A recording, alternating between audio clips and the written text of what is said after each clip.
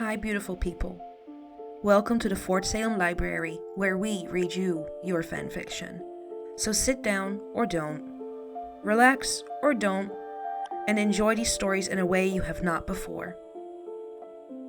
We at Fort Salem Library do not own Motherland Fort Salem or any of the related characters.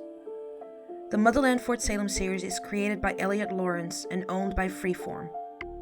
This story is a work of fanfiction and is meant for entertainment only. We are not making any profit from these stories. All rights of the original Motherland Fort Salem story belong to Freeform.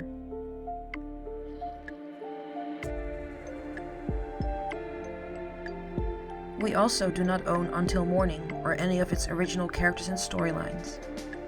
We did, however, get permission from the author to read their story.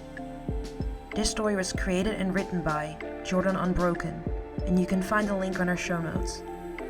This story is being read to you by me, Britt.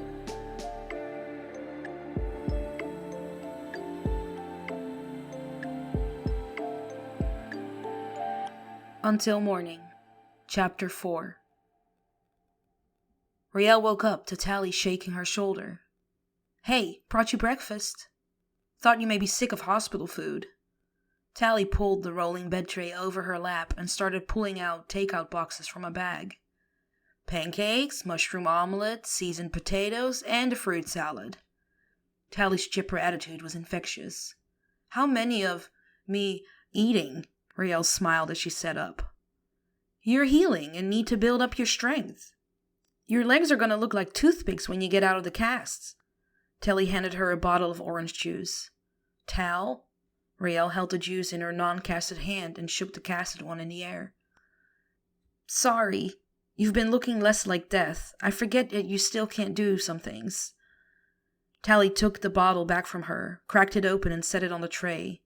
"Thanks, I think. How are you feeling, by the way?" "Better," Riel shrugged. "Trying to avoid bed sores is favorite pastime." Tally laughed. "We'll have you back in dancing shoes soon enough. How's life on the outside?" Riel was getting sick of her window's view of the hospital roof. "Pretty okay. We went to the beach yesterday. Enjoyed some sun. Want me to call a nurse for a wheelchair? I could roll you around the courtyard or something." Tally tilted her head towards the window, the sunny day outside streaming in its warm light. "Can't yet. Still healing.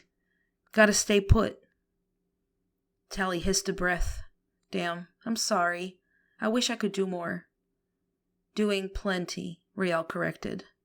"I could use one thing." "Name it. Whatever you need. I got you." Tally leaned closer. Before Riel could answer, her doctor walked in. Dr. Scylla Ramshorn.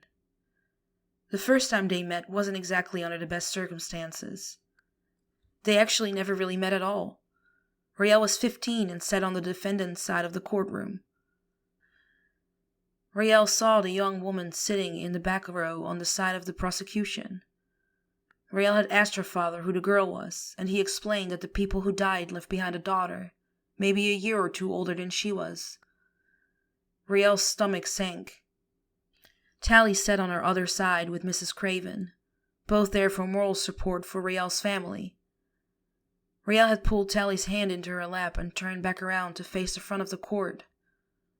Riel's stomach dropped down even lower as she watched her mother take the fall for her actions. Riel didn't mean to flirt with Dr. Ramshorn. She didn't realize she was the same person as the girl from 10 years ago, until her pain medications were reduced and she could actually form coherent thoughts. Now, every time she looked at Scylla, it was the same lead balloon weighing down in her gut. Though she had to admit, the woman was stunning. Maybe in another life they could have met and went for long walks on the beach. There would be no long walks now. Riel absently rubbed her broken legs. "Hey you, how are you feeling today?" Dr. Ramshorn pulled up her chart and held x-rays to the light box on the wall. "Hey, you're the doctor from the bathroom," Tally spoke. "You still look incredibly familiar." Riel smacked her with her cast. "Leave doctor alone. Sorry. Tally has no filter." Tally shrugged. "Just thought maybe we met somewhere." Riel interjected. How's it looking, Doc? Your scans are looking good. Your organs are healing nicely. You're still going to be tender from the rib fractures, but we're out of the woods on that front. Your arm break will take another 4 weeks. Clearly your speech has improved and your motor function in your extremities seem intact. And my legs? Rael asked. Orthopedics will usually say 4 to 6 months. They take a long time, and I'm actually surprised they were in as good of shape as they were. I'd give you maybe 5 months. It's going to take more physical therapy to get you walking again. Rael sighed. Okay, when is it possible to go home? Hard to say. We're going to keep you for the next few weeks to make sure you aren't going to throw any blood clots or have any unforeseen complications. Then you can go to a rehabilitation facility. Right now your lower half is still too fragile to move. She put the x-rays back into her white folder. Rael's heart gave a squeeze. That's not all that was fragile. I know it's not ideal, but you're very lucky to be alive, Scylla said. Rael nodded. Lucky, yeah. Scylla gave her a look she couldn't recognize. Maybe understanding? Compassion? Something in the doctor's eye told Rael that Scylla genuinely cared about the outcome of Rael's recovery. Scylla gave Rael's shoulder a squeeze. It's going to be a long road, but I'm going to make sure you leave here in one piece, okay? I mean, besides your spleen. There wasn't much that could be done about that. Need anything before I go? Answer any questions?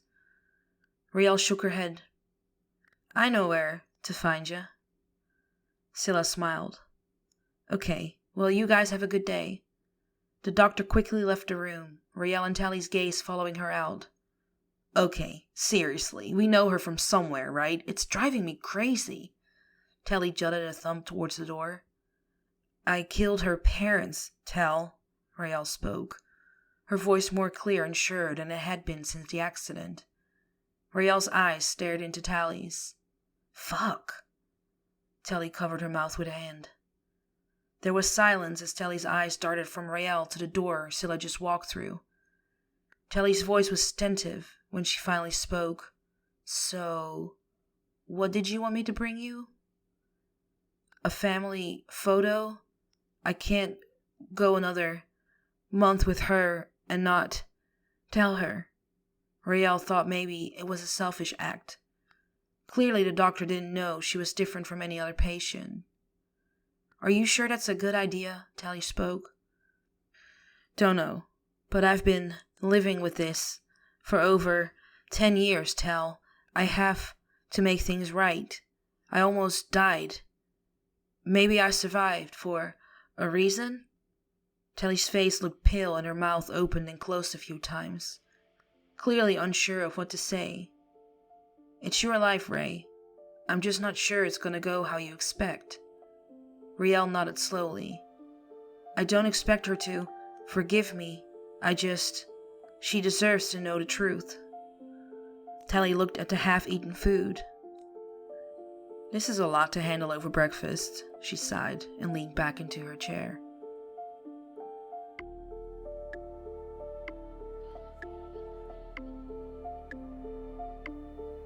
Please find the fanfiction you just listened to on Archive of Our Own, and leave the author some love. Without them, this wouldn't be possible, and we want to thank them from the bottoms of our hearts for creating these amazing stories and keeping the show alive.